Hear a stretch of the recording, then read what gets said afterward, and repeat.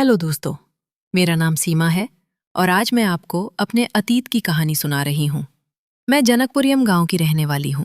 ये फरीदाबाद में आता है। मत कहने को जनक जानकीपुरम गांव है। हम लोगों को सारी सुविधा दिल्ली वाली मिलती हैं। हमारा ये गांव दिल्ली फरीदाबाद बॉर्डर से सटा हुआ है। हम सभी गांव वाले पिछले 40 सालों से हनुमान सिंह से बहुत प्रताड़ित हैं। वो हमारे गांव का प्रधान है। हर बार जब इलेक्शन आता है तो पैसे बांटकर जीत जाता है। हमारे गांव का कोई विकास नहीं करता। खैर, किसी तरह हम गांव वाले जैसे तैसे अपनी जिंदगी काट रहे थे। पर पिछले महीने तो गजब ही हो गया। प्रधान मेरी जमीन को कब्जा करना चाहता था। उसमें किसी बड़े बिल्डर को मेरी जमीन दिखाई तो बिल्डर वहां कोई मॉल बनवा। कुछ रोज पहले जब प्रधान मेरे पास आया तो मैंने उसको खाट पर बिठाया। मेरे पति नन के घर पर नहीं थे, वो खेत पर गए थे। मैं अपने कच्चे घर के बाहर ही खड़ी थी। और कैसी हो सीमा? हनुमान सिंह प्रधान ने बड़ी खुशमजाजी से पूछा। सही हूं मालिक। सही हूं मालिक, मैंने कहा और बैठने के लिए उनको उखाड़ दी। हमारे ये प्रधान ऊपर से तो खुद को हमारा रक्षक दिखाता है, पर था बहुत हमारे गांव में। उसमें एक भी नाली, एक भी सड़क नहीं बनवाई थी। सारा पैसा वो दवा लेता था। प्रधान का भाई सरकारी कोटे राशन की दुकान चलाता था, जिसमें गरीब लोगों को कुछ नहीं बांटता था।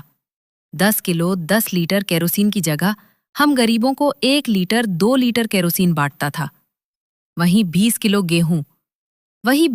गेहूं और चावल की जगह 5 किलो गेहूं चावल बांटता और कहता कि कुछ बचा ही नहीं। पर बाहर से हनुमान सिंह खुद को हम गरीब गांव वालों को मसीहा मानता था। 40 साल के इतिहास में उसने एक भी नाली और सड़क हमारे गांव में नहीं बनवाई। ऊपर से सभी ग्राम पंचायत के तालाब में जहां गांव वालों के घरों का वेस्ट पानी आता था, उसे भी उसने बेच दिए और पैसे अपनी जेब में रख लिए। वो हमारे गांव की जवान लड़कियों की ताड़ा करता था। उसकी नीयत खराब थी।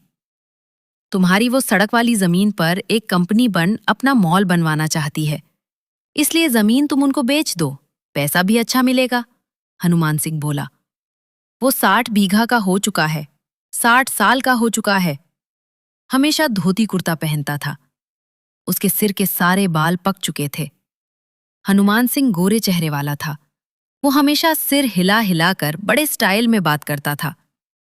शाम को जब मेरे पति घर लौटे तो मैंने उनको सारी बात बताई। वो इस बात पर बहुत गुस्सा हुए। वो खेत के किनारे 10 बीघा, वहीं हमारे पास एक बची कुची जमीन थी। उसे भी हम बेच देंगे तो खाएंगे क्या? मेरे पति कहने लगे।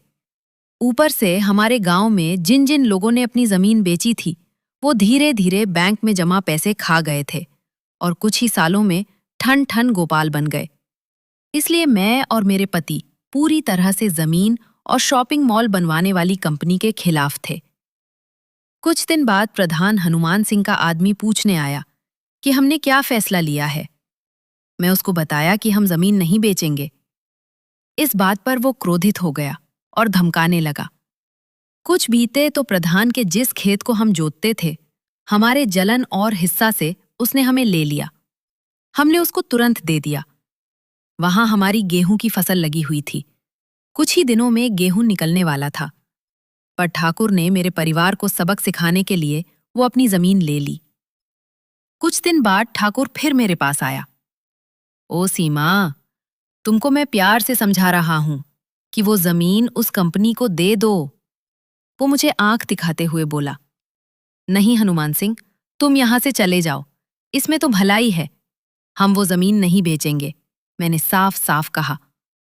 सीमा, इसका परिणाम अच्छा नहीं होगा हनुमान सिंह, धमकी देने लगा।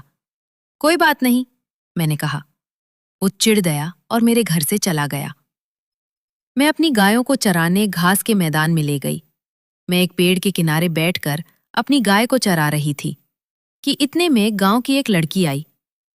सीमा बुआ, सीमा बुआ, वो नन के चाचा को प्रधान अपने कोठे पर उठा ले गया, लड़की बोली। बेच, सारा काम छोड़ के भाग के हनुमान सिंह के पास गए। देखा तो मेरा होश उड़ गए। हनुमान सिंह के आदमी मेरे पति ननके को एक पेड़ से बंधे हुए थे। लाठी और डंडों की बौछार उन पर हो रही थी। बता, ननके के जमीन उस कंपनी को बेचेगा कि नहीं, बता। साले, उसके आदमी मेरे पति को मार मार कर उससे पूछ रहे थे। नहीं, मेरे पति को मत मारो, छोड़ दो इसे। मैंने हनुमान सिंह के पैर पकड़ लिए। वो हंसने लगा। और मारो, इसके मर्द को बहुत चर्बी चढ़ गई है। इसको जब पूरे गांव ने अपनी जमीन उस शॉपिंग मॉल बनाने वाली कंपनी को बेच दी, तो इसको क्या हर्ज